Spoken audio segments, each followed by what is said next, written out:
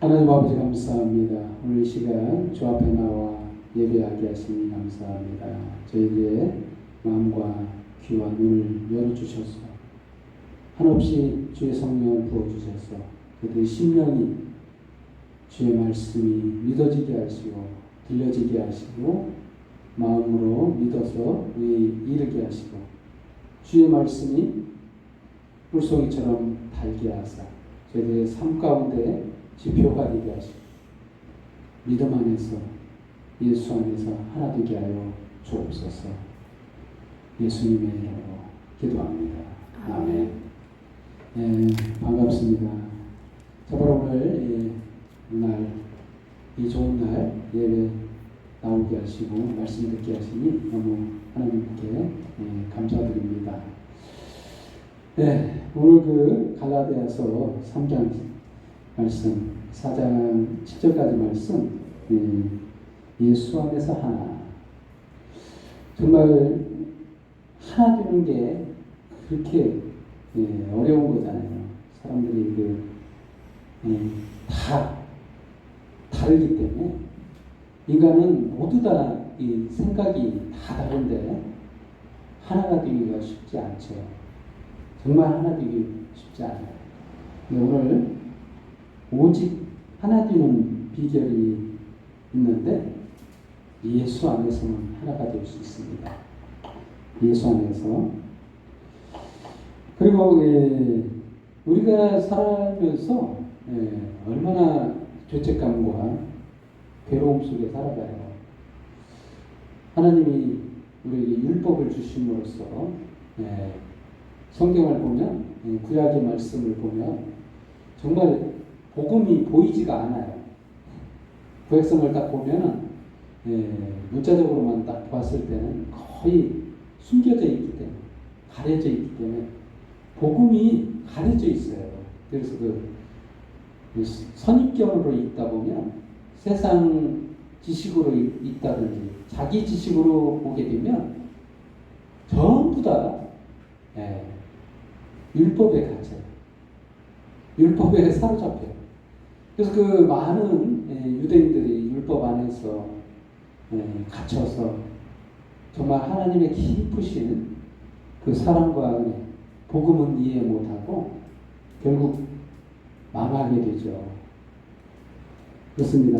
하나님이 그 율법을 망하게 하시려고 주신 게 아니고 구원하시려고 주시는 것인데 기능에 대해서 잘 모르는 거죠. 율법의 기능. 그렇습니다. 율법의 기능은 사실은 우리를 죄를 알게 하고 깨닫게 하고 결국엔 저와 여러분이 죄인임을 깨닫게 하시기 위해 주신 거예요. 그래서 믿음이 오기 전까지, 예수님이 오시기 전까지 넌 죄인이야. 하나님의 은혜가 필요해. 라는 결론을 내리도록 율법을 주신 것인데 그럼에도 불구하고 아무도 하나님의 은혜를 깨닫지 못하고 이건 인간의 힘으로 될 수 있는 게 아니라 성령께서 은혜를 베푸셔야만 깨닫게 되는 것이기 때문에 인간 지식으로 이해되는 게 아니죠. 정말 오늘 그래서 율법과 약속이라는 큰 두 가지 테마가 있죠. 오늘 본문 말씀을 보면은 하나님, 첫 번째로 하나님의 약속. 하나님의 약속이 먼저였어요. 율법보다 430년 먼저 있었어요. 하나님의 약속이 먼저예요. 아브라함과 약속하셨어요. 그래서 오늘 본문 말씀이 15절부터 쭉 22절까지 말씀하시면서 하신 말씀 3장 15절에서 22절까지 말씀이 그 얘기예요. 인간을 구원하시기 위해서 약속하셨는데 아브라함과 약속을 해요.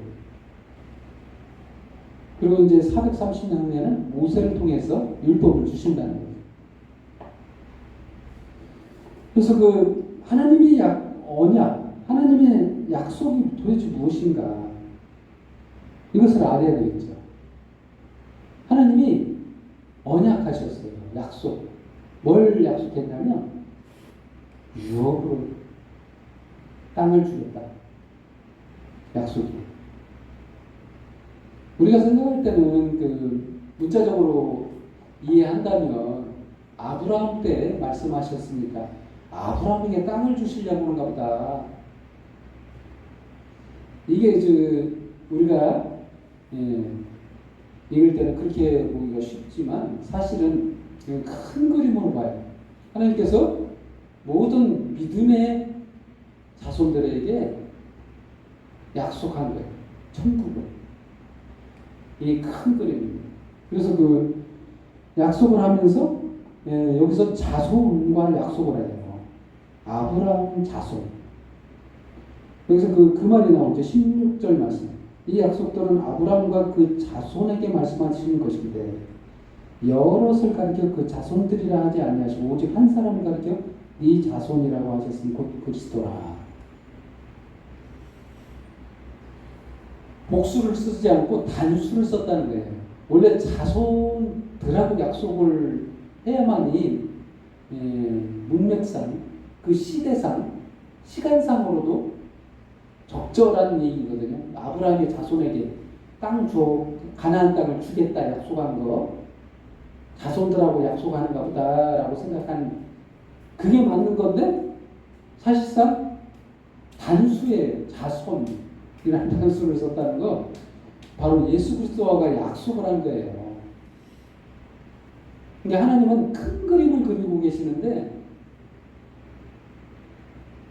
우리 사람들은 그 시대, 그 시간, 그때만 생각해서 좀 좁게 생각해서 아브라함 자손들에게 땅 주려고 하는 것 같다. 요거를 주시려고 하는 것 같다. 이렇게만 생각하는 거죠. 사실은 큰 그림으로 읽으셔야 예수님과 언약을 세우겠다는 거예요. 새 언약을 세우겠다. 이게 신약에 와서 새 언약을 세워요. 이 변화산에 올라간 장면 나오죠.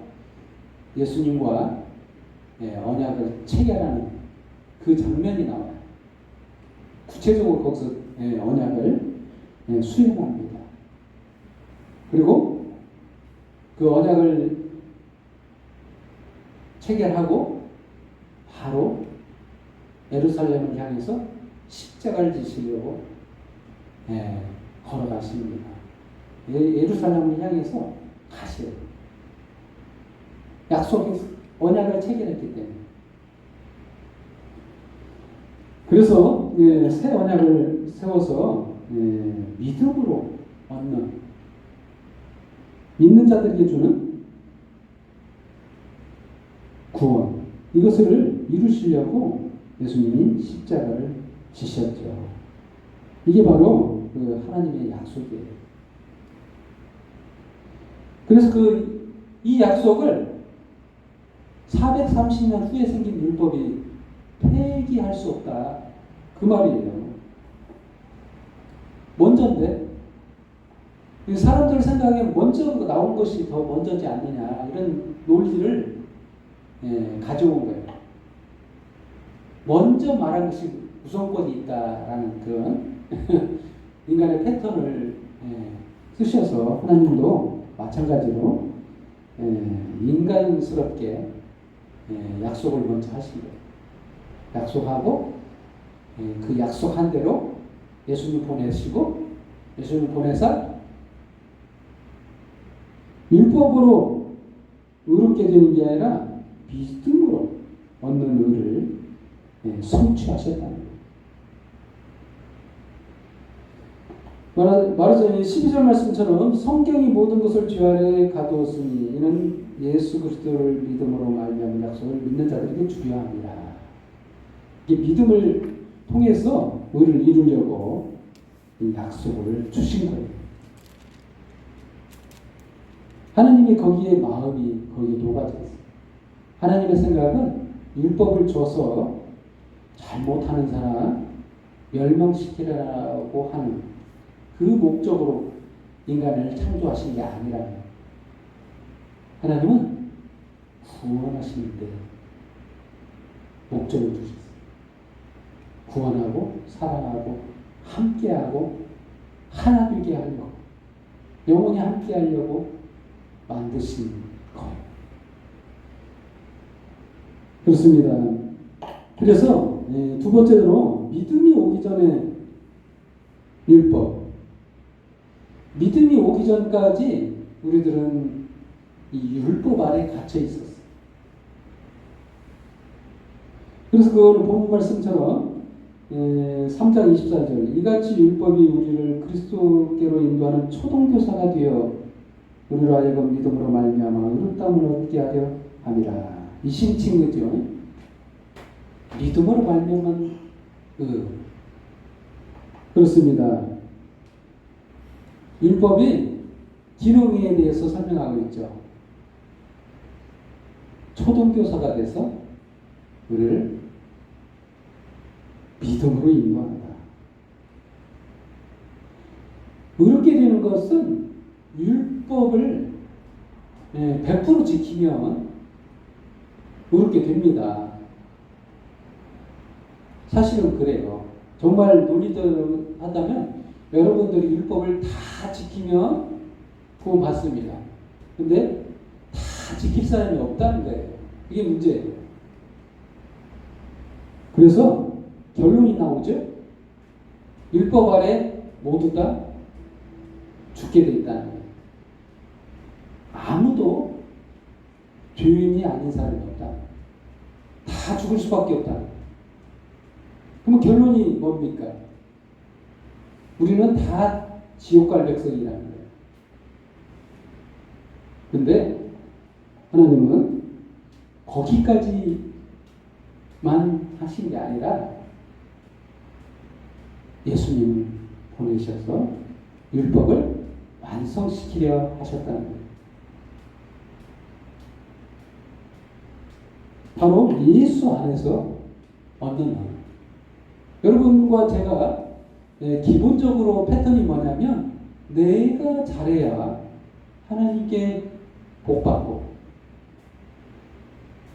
하나님께 잘해야 이웃에게 잘해야 하나님께 벌도 안 받고 칭찬받고 구원도 받고 이렇게 생각하는 게 일반적인 모든 사람이 다 생각하는 기본적인 틀이에요. 율법을 가지고 있어. 모든 사람은 나름대로 많거나 적거나 율법을 가지고 세상 초등학문 아래 있다는 거예요. 죄 아래에 있습니다. 이런 모든 인간을 하나님은 결국 죽게 내버려 두지 않고 예수 그리스도의 십자가 대속을 통해 의를 이루는 바로 그 십자가 구원을 은혜를 우리에게 주신 거예요. 한마디로 말해서 예수님과 함께 십자가에서 죽을 거나 마찬가지입니다. 이 세례라는 말이 나오죠. 오늘 본문 말씀을 보면 누구든지 그리스도와 합하기 위하여 세례를 받은 자는 그리스도로 옷 입었느니라. 여러분, 저와 여러분은 태어날 때부터 옷을 안 입고 태어나죠. 이 옷을 안 입고 태어났다는 게 의미가 있는 겁니다.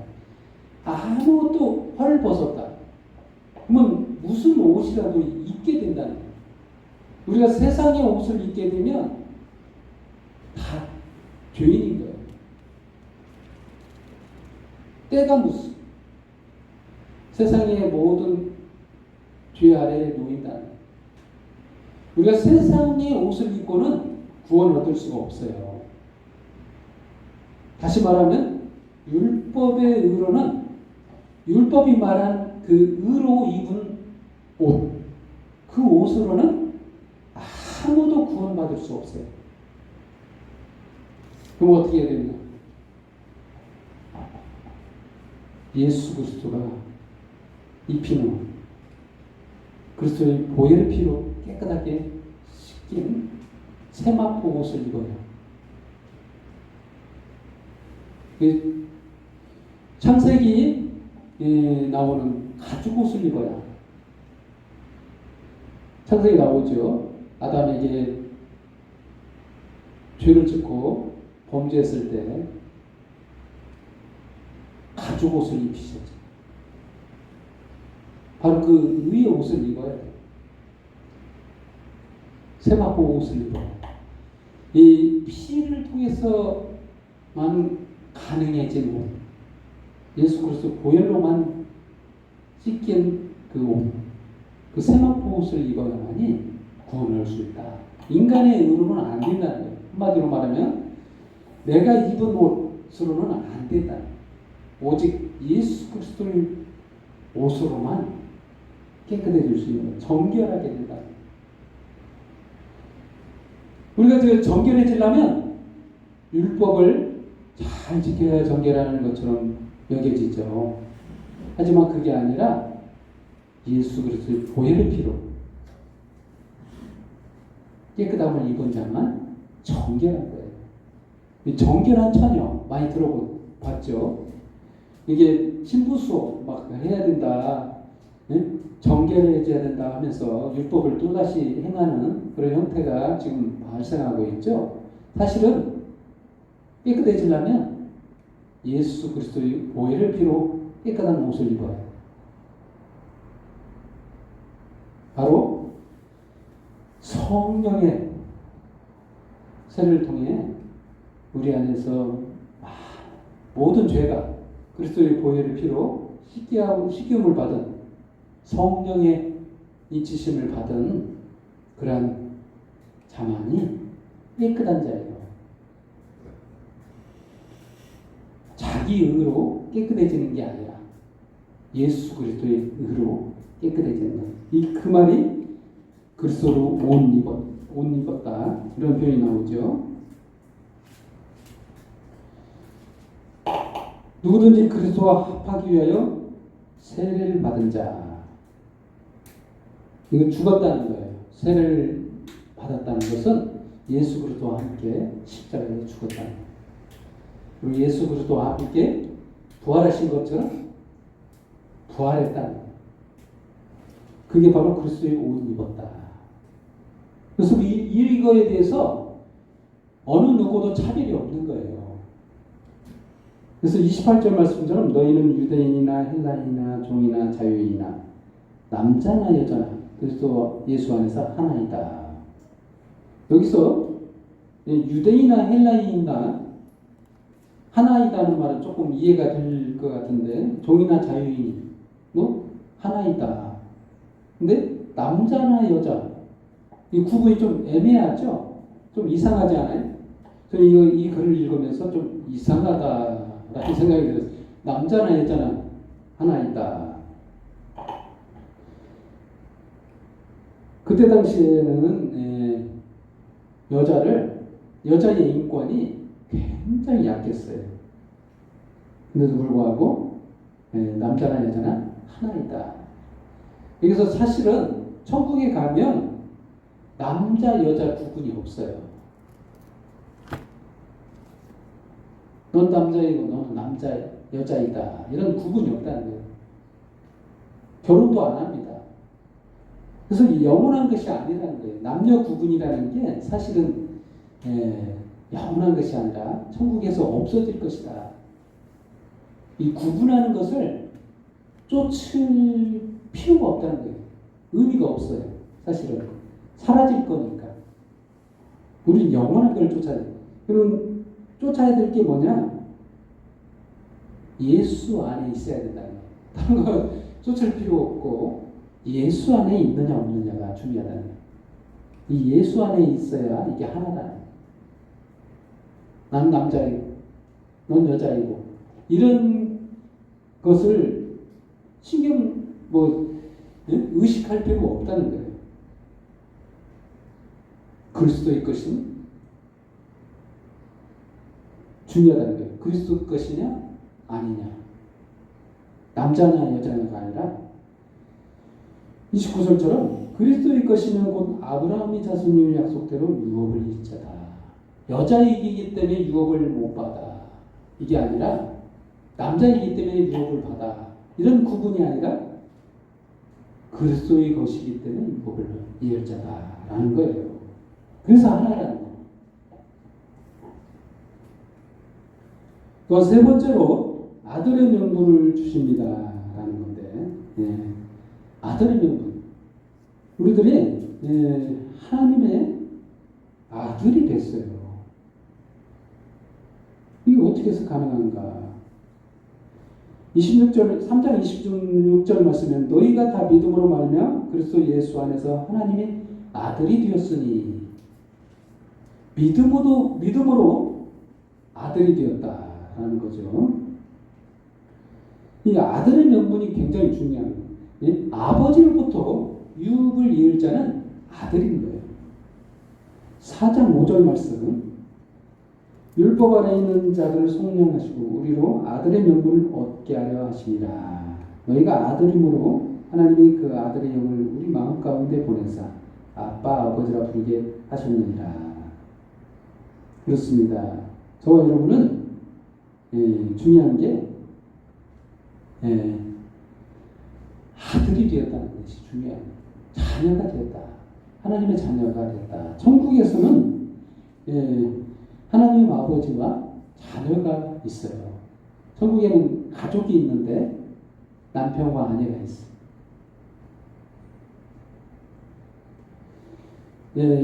근본적으로 본질이 뭐냐?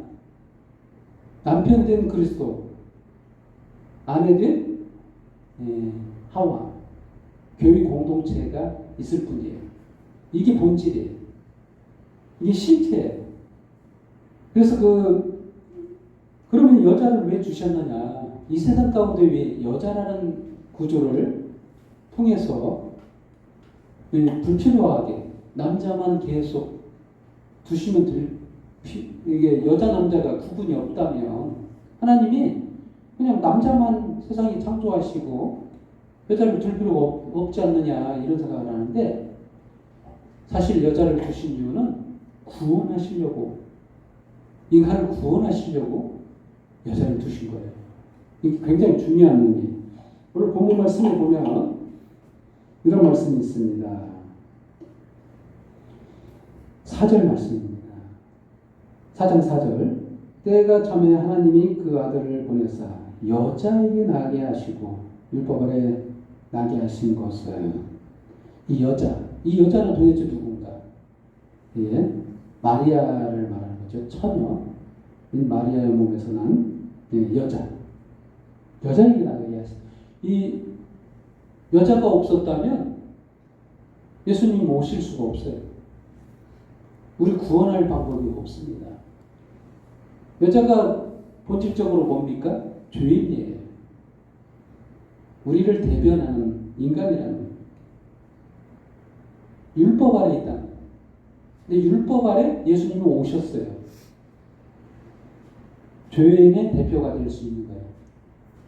우리 죄를 다 짊어질 수 있는 여건이 된다는 거예요. 만약에 여자가 없었다면 우리 구원도 불가능했어요. 방법이 없어요. 구원할 방법이 없어요.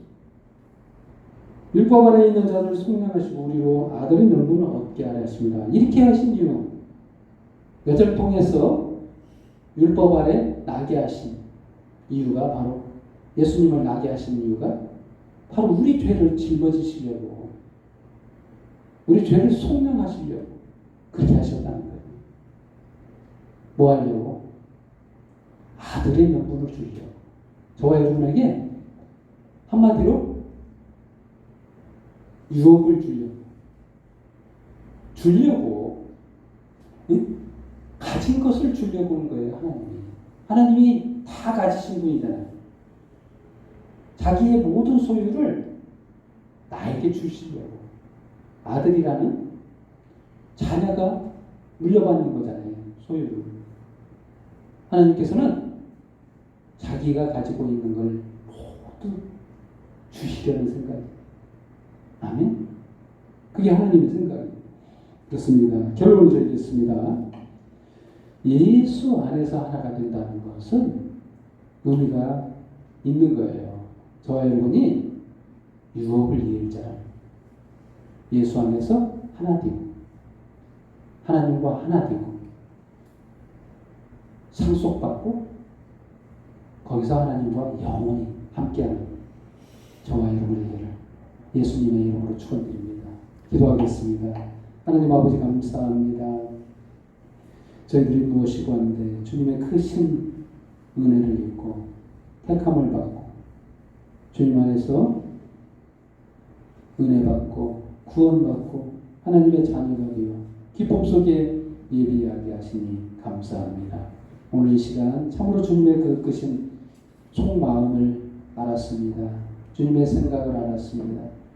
주님의 은혜를 알았습니다. 이 시간 너무나도 감사해서 참으로 주님 앞에 모든 영광과 경배와 찬양을 돌리오니 홀로 받으소서. 예수님의 이름으로 기도합니다. 아멘.